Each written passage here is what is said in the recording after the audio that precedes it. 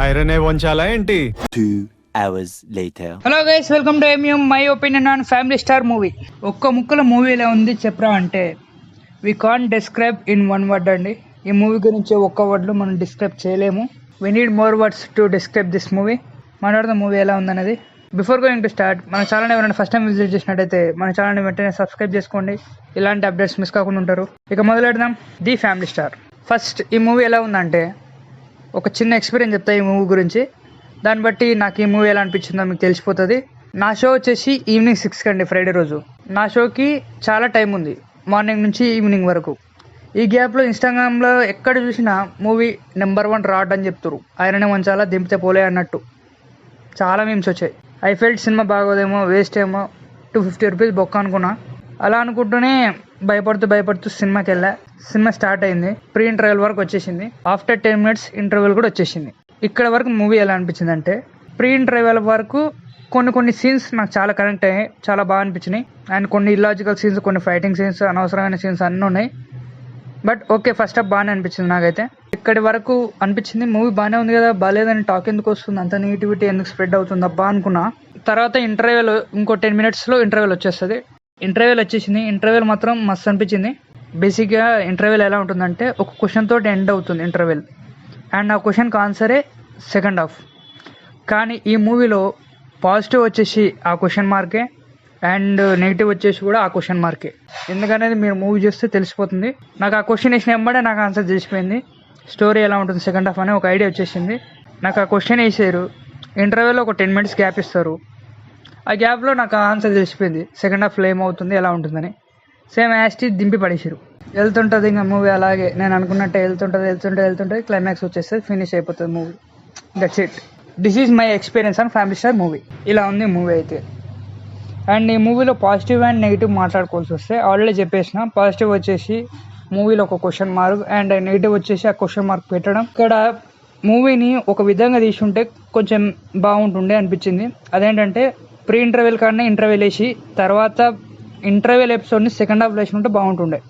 అంటే మనకి ఇచ్చిన గ్యాప్లో ఆలోచించాల్సిన థాట్ రాకపోతుండే, ఏమవుతుంది స్టోరీ అని మనకు ఆలోచన రాదు. మనకి ఇచ్చిన 10 minutesలో నెక్స్ట్ ఏముండబోతుందని మనకు ఆల్రెడీ ఒక ఐడియా వస్తుంది. సో అదే ఫ్లోలో వెళ్ళిపోతుండే కాబట్టి సినిమా పిచ్చ బోర్ కొడుతుంది. సో మూవీకి పాజిటివ్ నెగిటివ్ వచ్చేసి ఇవి. అండ్ ఈ మూవీని ఓటీటీలో చూడాలన్నా థియేటర్లో చూడాలంటే అది మీ విజ్ఞతకే వదిలేస్తున్నా. నాకు అనిపిస్తుంది ఈ మూవీని కేవలం ఫ్యామిలీ ఆడియన్స్ని దృష్టిలో పెట్టుకొని సినిమా తీశారని. మనలాంటి వాళ్ళకి చిరాకులు వేస్తుంది ఇలాంటి సినిమాలు అంటే. మన ఫ్యామిలీస్కి అయితే బాగా అనిపిస్తుంది. ఈ మూవీని మనం అంతగా ఎంజాయ్ చేయలేకపోవచ్చు, బట్ ఫ్యామిలీ మాత్రం ఎంజాయ్ చేయగలుగుతారు. బికాస్ వాళ్ళు ఈ illogical scenes and unnecessary scenes పట్టించుకోరు. ఒక ఫ్లోలో ఒక song, fight scenes, dialogues, comedy scenes ఇవైతే చాలు మన ఫ్యామిలీ ఆడియన్స్కి.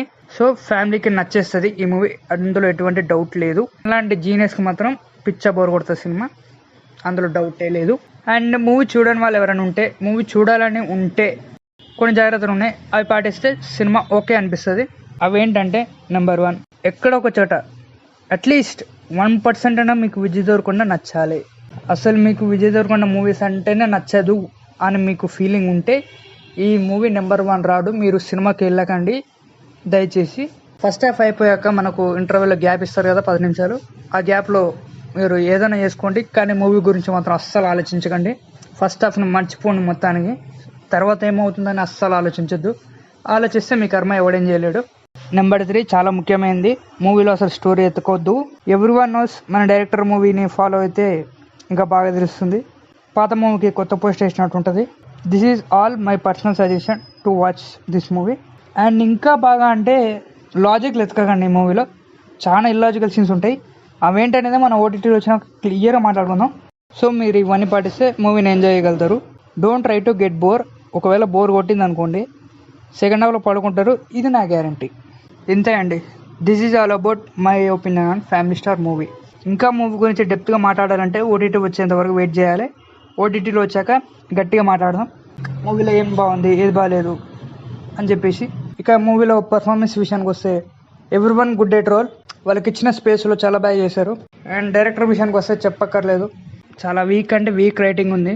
అనవసరమైన సీన్స్, అనవసరమైన డైలాగ్స్, అసలు ఈ మూవీలో ఫైటింగ్స్ కూడా అవసరం లేదు, వేస్ట్ అండి. ఇక మ్యూజిక్ విషయానికి వస్తే పర్లేదు, ఓకే, బట్ గీత గోవిందం అంత అనిపించలేదు.